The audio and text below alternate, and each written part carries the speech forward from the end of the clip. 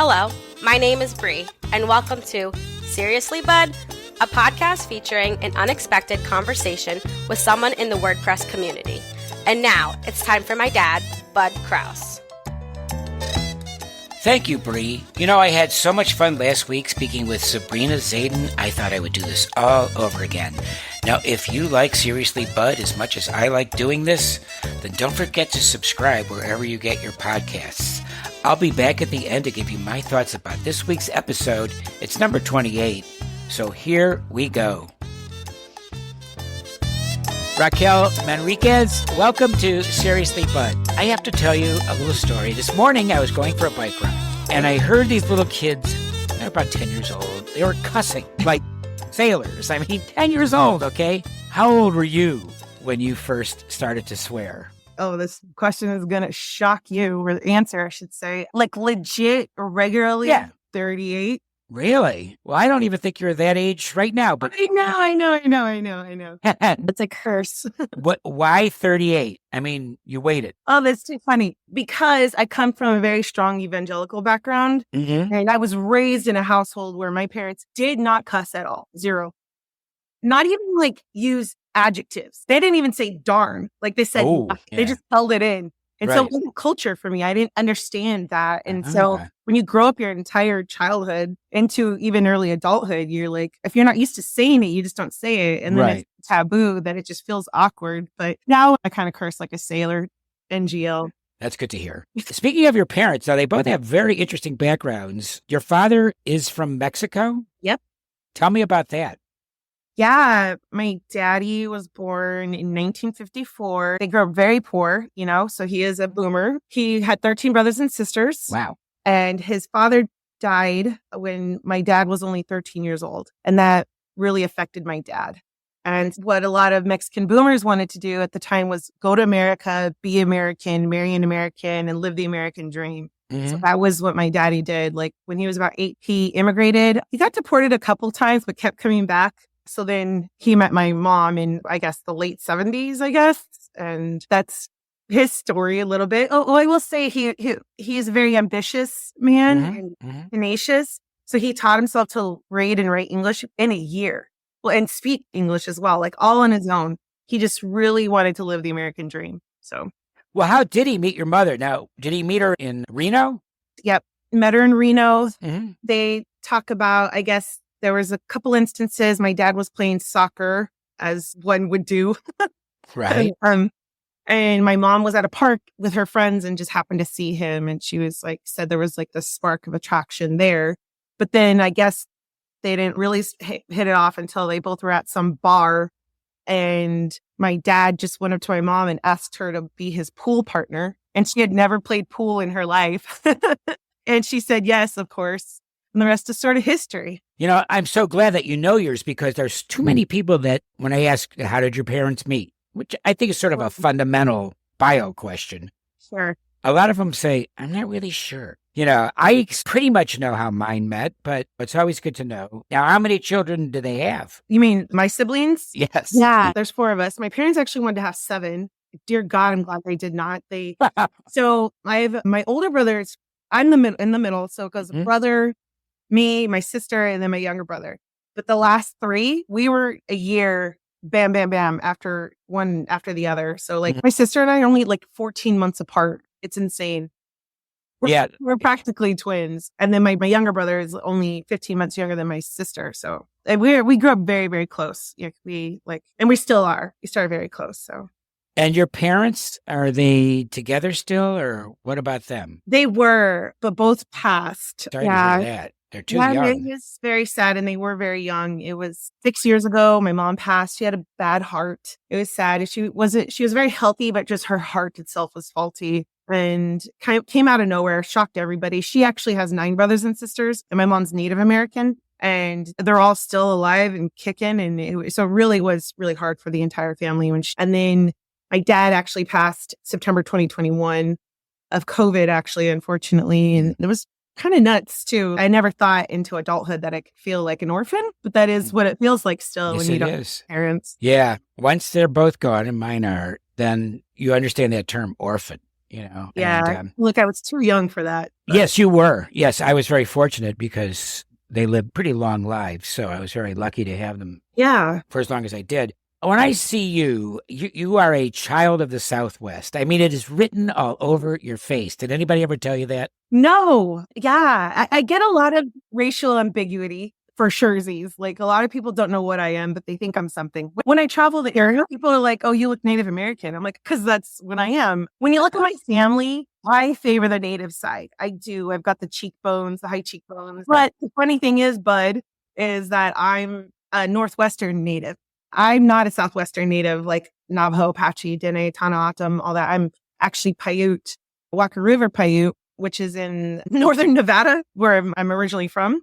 And then I'm also Assiniboine Sioux, which is Montana. So you are northern, right? Yeah. So when I talk to others, when I'm more in my like tribal land and I'm around all my like kin, they say I look more like the plains, like the Sioux, even though I'm not tall, but I don't know. But I also am half Latina, so you're not wrong, Well, all right, I'm close. Not too bad. You were born in Reno, but you're living in Phoenix. Yeah. When did you move? Why did you move to Phoenix? Parents moved us. So I consider Reno, two things. I spent all of my childhood there and then moved to Phoenix when I was an adolescent. Definitely have all the memories with my big family, being in Reno as a kid, essentially.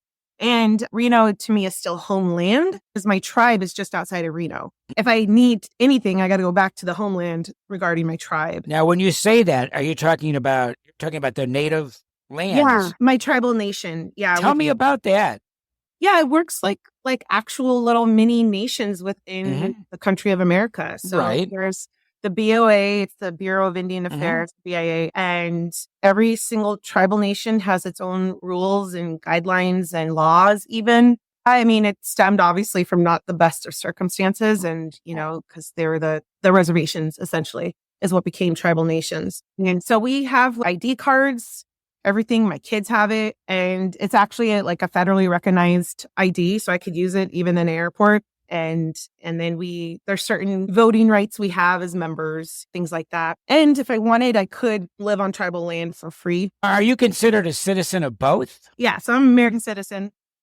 And if you get a passport, it's an American passport. There's no like tribal passports. Right. But you consider yourself, or are you legally, you're really a citizen of native land and America. Wow. And how many people live in your native land? Oh, not a lot. My tribe is pretty small. In fact, oh gosh, I mean, we're talking tens of thousands. Not a lot by any means. And then even as a whole, I would say majority of members do not live on tribal land. They live all over. What's the biggest tribe? Oh gosh, the Navajo Nation, I think, is the biggest tribal nation in all of America, if not all of North America, when it comes to like an organized nation. These are things now when I went to school, like, when the earth was cooling, we didn't learn any of this stuff. And this is really relatively, obviously not new, but new in terms of... At least being shared. Right. In terms of awareness, it's new. Right. Totally. Now, in Reno, gambling. When you were a little kid, did you play the slots or anything? What was that like? That's funny because if you've ever been to Reno, it's like a mini Vegas, and Reno is definitely iconic. It's absolutely silly. I call it Portland's little brother because it's very outdoorsy. It's, lots of Subarus you're going to see everywhere, and it's in the mountains. It's not like Vegas. It's not in the desert. It's in the Sierra Mountain. But it's pretty. I have not been to Reno. I'm actually shocked. That's so funny. I feel like it's like one of the cities that were known definitely early on, like Johnny Cash. Of course. Yeah. Thank you for taking care of that for me, right? Because he sort of made it famous. Yeah, no, totally. And then it's that known sign, the biggest, littlest city in the world. It is pretty little. It's in a valley surrounded by mountains, and it's got 4 seasons. I love that park, but it's quirky and silly, sort of like it wants to be like Portland. And wait, what was the original question? Was there a question here?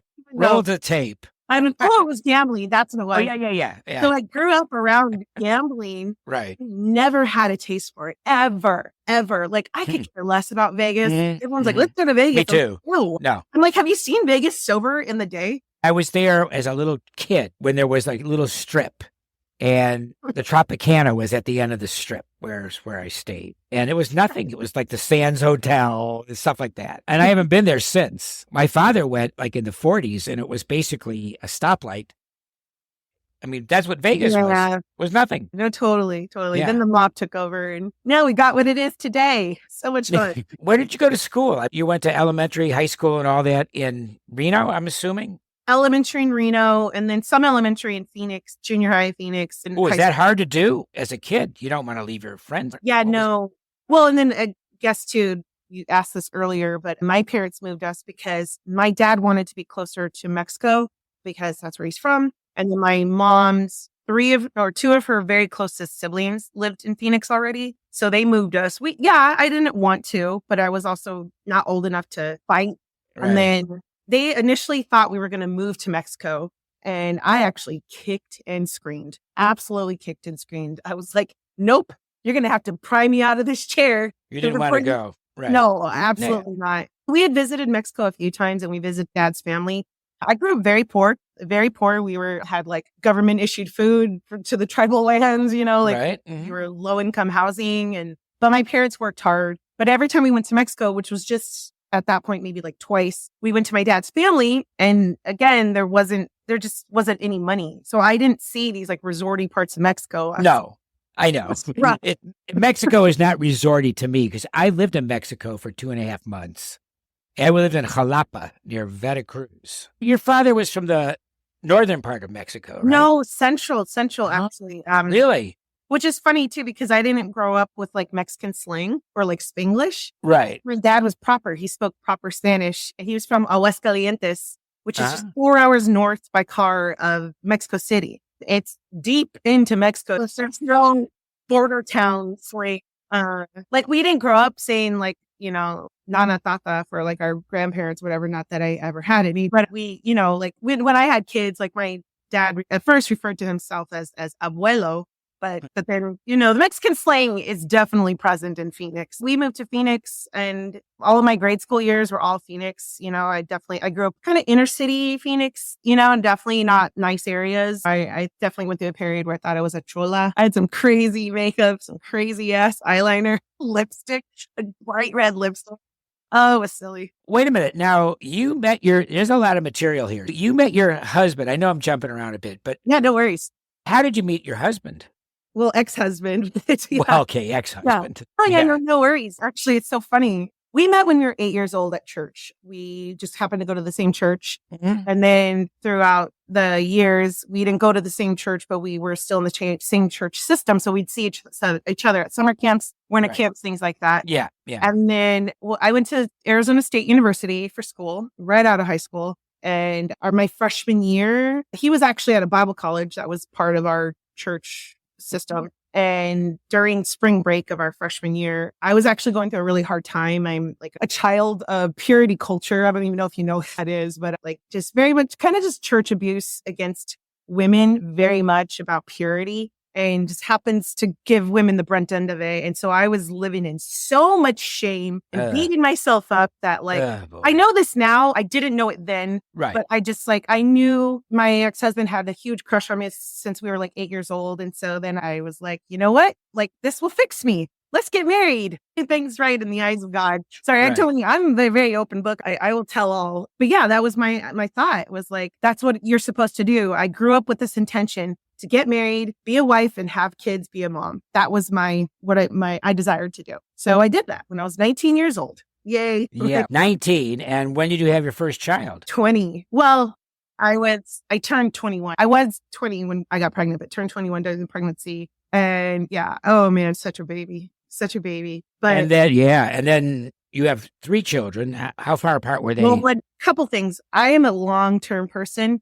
I make decisions based on what will give me the best outcome in the long run, for the most part. I've definitely made mistakes and not been true to myself along the years. And you weren't always like that. I've always had that in me since I was a child, but a lot of it was like, and squandered because of just abuse and me succumbing to it. So there's times it was dormant. But I did always want to be a young mom, and that was the goal. Be a wife, be a mom, and you're living the dream. And so the first one, I didn't expect to get pregnant that soon into the marriage, but did pretty much get pregnant within like 5 months of being married. And so the first little guy was coming, and I always kind of thought I wanted 2 to 3 kids. I wanted them to be close together because I thought, by the time I'm 40, I want to be like done being a mom. I'm not. Time to be abuela. Well, don't want to rush to being a grandmother, but that was just my thought. And so the first guy, my first son, he was born in 2002. And then I waited about a year and I'm like, well, let's get this next one going. And then I had another boy, and then both of them were born at the end of August, beginning of September. Actually, my oldest just turned 22 last week, and my middle one's turning 20 this Sunday. And then, but to be in Phoenix and to have your third trimester be in the hottest time of the year was not awful. So I was like, I'm not doing that again. So my baby girl, she was born in 2006 and she was born in May, which was perfect because I'm like, okay, before it starts to get awful, I want to not be pregnant. Mm-hmm. But yeah, they're 2002, 2004, 2006, just boom, boom, boom. Each of them are roughly 2 years or less apart. And now my baby just turned 18 last May. So I think exactly what I wanted to happen happened. Do they live nearby? I assume they live nearby. Yeah, they live with me. Yeah, for the most part. 2 of them are in college, and then my oldest is actually autistic. So he's in like special programs for autistic adults, things like that. Just like learning how to work and, be independent, things like that. But now, speaking of work, we don't usually talk about WordPress, but this is the time that we're going to talk about WordPress. Yeah. You're the community manager of Elegant Themes. Is that correct? Yes. All right. So here's your chance. Tell the world, or the one person that's listening to this, what does that mean? What do you do? It's kind of morphed throughout the years. I was originally hired as an event coordinator in 2019 to run events, which is what I love. Just parenthetically here, don't you do the WordCamp Phoenix? I will come one day, I promise. Okay. Or I threaten, depending on your point of view. I don't promise, I threaten. Seriously, bud. Oh. I was worried that you weren't going to get that in there. See, I actually made a little sign just in case. All right, go back to Elegant Themes. Now, by the way, for the uninitiated, Elegant Themes is Divi, right? Yep. Elegant Themes created Divi, like 12 years ago now-ish. And for the super uninitiated, Divi is a WordPress page builder. I actually dabbled in Divi 1,000 years ago. That sounds so fun. Yeah. Anyway. I love it. I dabbled in Divi. That is weird.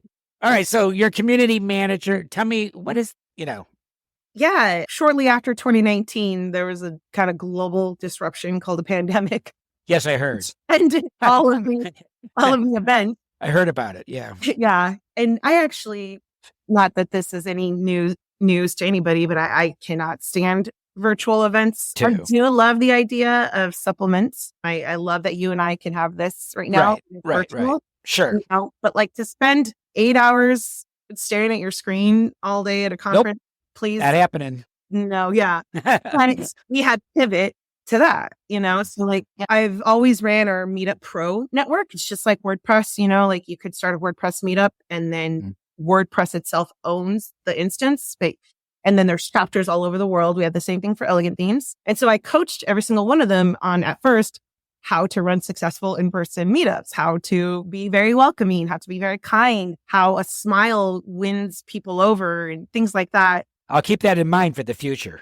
All right. And I switched to like virtual, and actually was really shocked. I shocked my own self. Like the community really responded. I was pleasantly surprised. Even though I could not stand virtual, I was very transparent. I was like, guys, I don't love this, but that doesn't mean we still can't kill it. And they did. Oh man, the community, they on their own, because I like cultured them, they implemented tools and events. Every year, actually, we do this, call it Black Friday Bonanza. I think this is our 5th iteration. And it's just Divi, and we showcase like Divi product developers, and they get time to showcase their Black Friday sales. It's turned into something really, really big and amazing for us every year. And it's virtual. It's not long. It's like an hour and a half. It's now this beloved little event that was initiated by the community. So that was really cool. But that's basically what it morphed into. I do very much just basically curate, cultivate the community. Like all of it is virtual. We do, anytime we have attended an actual event, then yes, very much. Like we'll host little meet and greets for people to come meet some of the team. It's usually in the morning over coffee because you know how it goes at a WordCamp. Like our nights are jam-packed full of all these other parties. But does Divi have a physical location? I'm assuming it doesn't. Yeah, no, it's been fully distributed since, well, for the most part since day one, but it is Right. San Francisco. That's where the founder essentially lives, and incidentally, all of the the directors, founder, they all happen to live somewhere in the Silicon Valley, Bay Area, that whole, yeah. Now, before I forget, I have to ask you this. You like to dance. I love to dance. All right. What kind of dancing do you do? Yeah, I grew up, well, actually, I was one of those, I was late to the game, grew up poor. So I didn't Yeah, know. but you don't have to have money to dance. No, exactly. So That's one of the great things about it. when I got to high school, I raw dog auditioned for the dance team and made it. And I was shocked. I had no previous experience. Mhm. And then I happened to have this really good teacher who just knew what it took, saw the talent in me, and then gave me proper coaching. And so I really grew to love dance. It was Yeah. jazz, tap, ballet, the fundamentals, tons of Yeah. jazz, Hmm. then danced through college, but then through I shouldn't say it that way. I pivoted my life in order to play out being a wife and a mom. So I gave it up for the most part, but then I still danced even because I missed it so much. So even when I was in my early 20s, when I was having babies, I was still dancing, going to studio. They found studios at adult classes, even still was doing performance things. But then as the kids got older, and then my ex and I actually co-founded a WordPress agency, I hung up my dancing shoes for quite a while, a decade. And then it was late, what was it, 2017 or so? I started to get the itch big time. I was like, someone's going to die. Either I'm going to die or you're going to die or you're going to die. Someone's going to die if I don't start dancing again. Yeah. So a ballroom studio opened up really close to me. I got into ballroom and oh man, I love it. That's where I was going. Can you do foxtrot and waltz and minuet and all that kind of, Yeah. The six fingers, you got waltz, tango, foxtrot, all those. I used to know how to do a lot of that. I don't do it anymore. What I do is every day, just about every day, I go to the gym and I exercise and dance at the same time. You need to take video of this and show us. No. I'm not showing you. Because you need to do that. Yeah. Because I must look like a fool and I don't care. See, this is one of the advantages I always talk about the advantages of being visually impaired. You don't have to look at people's reactions. So if you're looking at me weird, I don't care because I don't see it. Well, but I am getting what I need, which is the exercise, the dance, the movement. And I really just can't live without it. So put on my headphones and I put on music to dance to. And it's great. It's fun, And then I get on a treadmill and I do that. So I'm dancing and on the treadmill at the same time. Yeah, it's definitely an outlet. I love the art side of it as well. Yeah, me too. Yeah. Expression for me. Me It is too. my art outlet. Right. I have gone through a lot of pain in my life, and I've definitely used my pieces to express that. And that's my favorite part about it, for sure. I tore my tendon 2 years ago, and so I had to take a hiatus from competition and the heavy, part of dancing. So I still do it a little bit socially, but my tendon finally is feeling better. So I'm getting ready to get back at it. But because ballroom is something you could do, as you would know, the whole rest of your life into your senior years. Sure. So I'm just really excited to get back. Yeah, but you should see the way I dance. And it's how old are you? I mean, I don't dance my age. Let's just say that. That's a fair statement. Because I don't feel my age. I feel much, much, much younger. Yeah, and I act like it too. Yeah, that's obvious. So I said not that I'm any less guilty. I definitely don't feel my age, but I know I don't look my age. And yes, you don't look I don't know what your age is. It's not. I don't need to know, but you don't look like you have kids that age. Okay, and no way. So what I have to ask you now, probably going to kill me for this, but no worries. When did you get divorced? You told me. Worries. Yeah, no, 20. Well, it started January 2018. Oh, so not that long ago, really? No, and then it was official August 2020. Ever get remarried? That's what I want to know. Why? I mean, why do I don't know? I don't know because I'm totally kidding. I just no, you're not kidding. Opportunity. I know you're not kidding. But would you consider? I guess it depends, right? No, I mean it was really hard, but I am so grateful, so grateful. It was. I learned so much about me during all of it. I didn't know who I was. I had stifled myself for almost 2 decades of my life. I wasn't Raquel.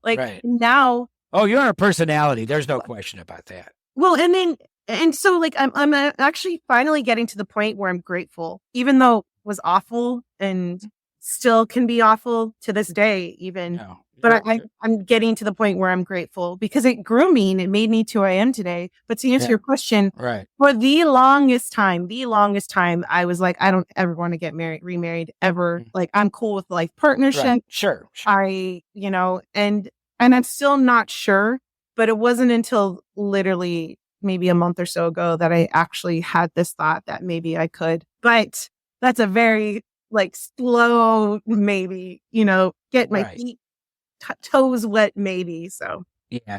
Well, you are a personality. You're a radiant personality. And I can even tell before I ever actually met you. I just love life. I can tell, and I love loving. You've come a long way, and you appreciate the journey that you've taken to help you be who you are today. Is that okay to say it that way or not? Oh, 100%. Yeah. Like, I mean, it was August or like September of 2020 that I finally started to get into therapy and just exponentially grew. And I also came in guns blazing. I came in like, all right, let's therapize me. And I just went off. I was like, here's what's going on with me. And I am an open book, telling everything. Yeah. And I still have my same therapist 4 years later. Yeah.